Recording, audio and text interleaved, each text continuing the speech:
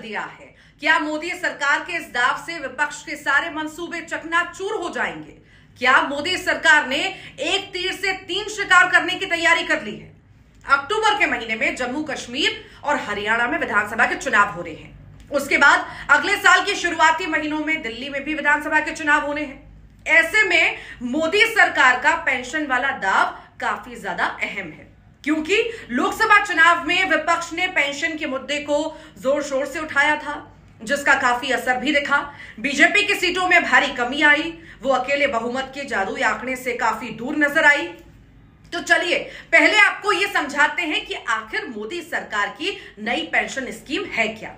तो केंद्र सरकार ने लाखों सरकारी कर्मचारियों को बड़ी सौगात देते हुए यूनिफाइड पेंशन स्कीम यानी यूपीएस को मंजूरी दे दी है। इस पेंशन स्कीम की खास बात यह है कि जो लोग 2004 से मार्च 2025 तक रिटायर हो रहे हैं, उन्हें भी इस पेंशन स्कीम का लाभ मिलेगा।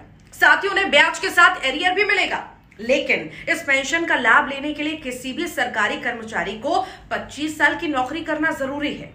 अगर 25 साल से कम की नौकरी रही तो ऐसे लोगों को इस पेंशन का लाभ नहीं मिलेगा।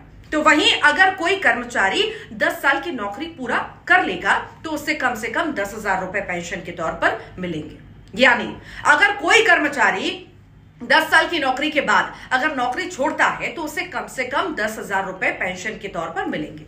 इसके अलावा रिटायर होने पर ग्रेच्युटी के अलावा एक मुश्त राशि दी जाएगी। पेंशन में बढ़ती महंगाई के साथ महंगाई भत्ता भी बढ़ता जाएगा।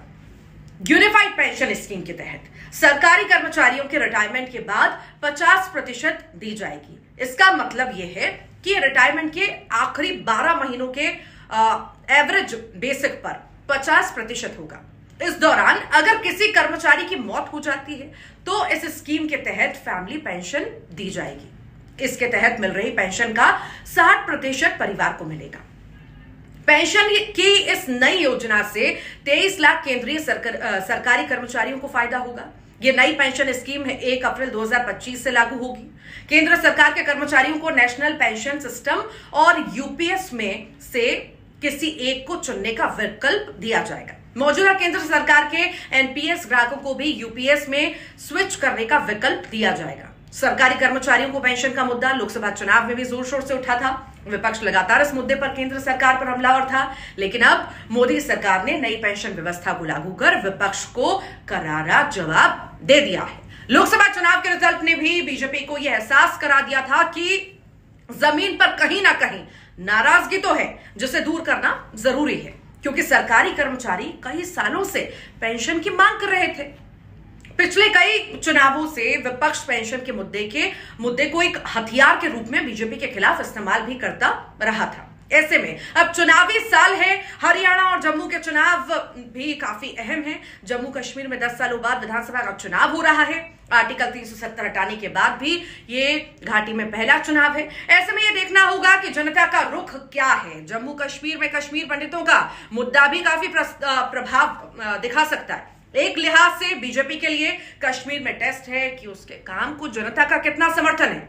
कांग्रेस और एनसीपी मिलकर चुनाव लड़ रहे हैं। पीडीपी भी मुद्दों पर आधारित समर्थन देने की बात कर रही है। ऐसे में बीजेपी के लिए भी यहां कम चुनौती नहीं है। तो वहीं हरियाणा में भी बीजेपी के लिए कड़ी चुनौती हो सकती है। इसीलिए यहां का चुनाव काफी अहम है, क्योंकि 10 सालों से वहां बीजेपी की सरकार थी। अब सीएम की कमान भी नायब सिंह सैनी के हाथ में है। लोकसभा के चुनाव में कांग्रेस ने यहां अच्छा प्रदर्शन किया।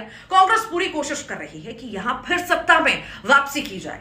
अब जजपा भी बीजेपी के साथ नहीं है। ऐसे में हरियाणा की लड़ाई भी काफी दिलचस्प होने वाली है। ऐसे में पेंशन का दाव एक सोचा समझा प्लान इसे हम कह सकते हैं। हरियाणा में पहलवानों और किसान आंदोलन का मुद्दा भी काफी ज्यादा प्रभावी हो सकता है। तो वहीं केंद्र सरकार के पेंशन वाले दाव को दिल्ली के विधानसभा चुनाव के लिए भी बड़ा मुद्दा माना जा रहा है। बीजेपी लगातार दिल्ली में आम आदमी पार्टी की घेराबंदी कर रही है।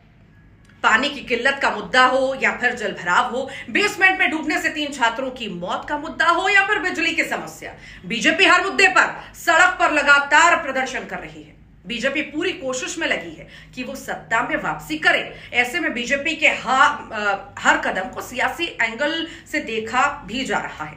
अब अब तो ये वक्त ही बताएगा कि बीजेपी का ये दाव कितना कारगर होगा। लेकिन एक बात तो साफ है कि पेंशन स्कीम की सौगात देकर बीजेपी ने एक झटके में लीड तो ले ली है। अब विपक्ष इस मुद्दे का क्या काट निकालता है, ये देखना होगा।